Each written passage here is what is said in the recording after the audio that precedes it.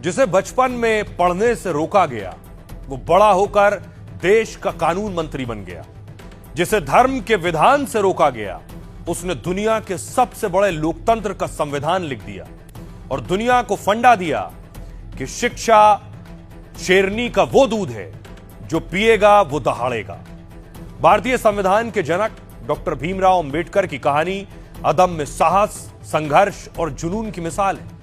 गरीब परिवार में जन्मे अंबेडकर साहब को पढ़ने की ऐसी लगन थी कि विरोध के बावजूद क्लास में जाते दूसरे छात्र साथ नहीं बैठने देते तो पीछे बैठते। प्यास लगती तो सबके लिए रखे घड़े से पानी पीना तो दूर, छूना भी मना था। उन्होंने अपमान सहा लेकिन पढ़ाई जारी रखी। शिक्षा को ही भेदभाव और छुआछूत मिटाने का हथियार बना लिया। साधनों की कमी थी लेकिन जिद ऐसी कि दिन में 18-18 घंटे पढ़ाई करते। उधार पैसे लेकर विदेशों में पढ़े। लंदन से अर्थशास्त्र में मास्टर और अमेरिका से पीएचडी की। 32 डिग्रियां हासिल करने वाले अंबेडकर साहब 9 भाषाओं के जानकार थे। इसलिए जब संविधान लिखने और आजाद भारत के कानून मंत्री बनाने की बात हुई तो पहला नाम डॉक्टर भीमराव अंबेडकर का आया। डॉक्टर अंबेडकर ने 60 देशों का संविधान पढ़ा और फिर सबको बराबरी दिलाने वाला ऐसा संविधान लिखा कि पीड़ितों के दिलों में भगवान का दर्जा हासिल कर लिया। भारत रत्न डॉक्टर भीमराव अंबेडकर की संघर्ष की कहानी में लाइफ का बड़ा फंडा छिपा है।